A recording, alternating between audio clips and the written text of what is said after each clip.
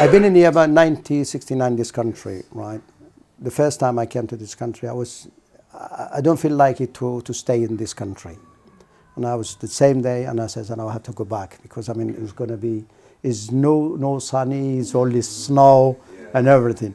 After that, and I do take about time, a little bit, about week time, 2 weeks, then I was settled down a little bit, and I was enjoying it. It's that time, it was beautiful. The country was beautiful, people was nice, they've been helping people and everything. After that, from that time, they've been changing bit by bit, changing it. Then I've been here for 3 years, then I go back home, and I get married, and I get my wife to bring it up here. And I get my kids, they born in this country, and I was look after him nicely, and I brought him nicely, and they're respectable, everything. And still, still now, now my kids was still respectable for the parents and the generation now, the people. When I started my research, I wanted to do a comparative case study between Moroccans, second and third generation Moroccans living in France and the Netherlands. Because for me, those are the two major destinations of Moroccans. And assuming that there was such a small community in the UK that maybe it's not, the comparison or the studying of it wouldn't be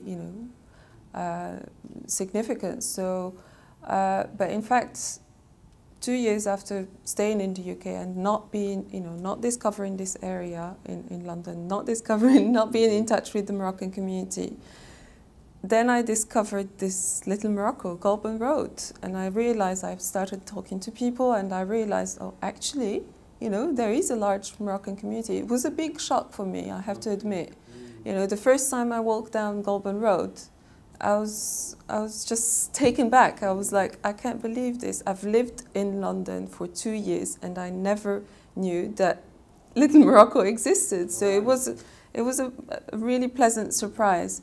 And then because of that, I've decided to change the whole focus of my PhD research and drop the comparative case study. And I thought, okay, well, since all of this exists, and then I changed the focus. So since then, I've been working on Moroccans here. So, well, it changed my life in a way, I suppose, because before that, I had very little contact with Moroccans. I felt very homesick all the time.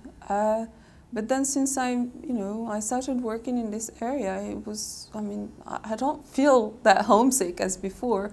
So when I miss a tagine or couscous, I just go to the local restaurant and have that. And just walking down the street and meeting other Moroccans and speaking to them, it's so refreshing. It's so, I think it's a privilege.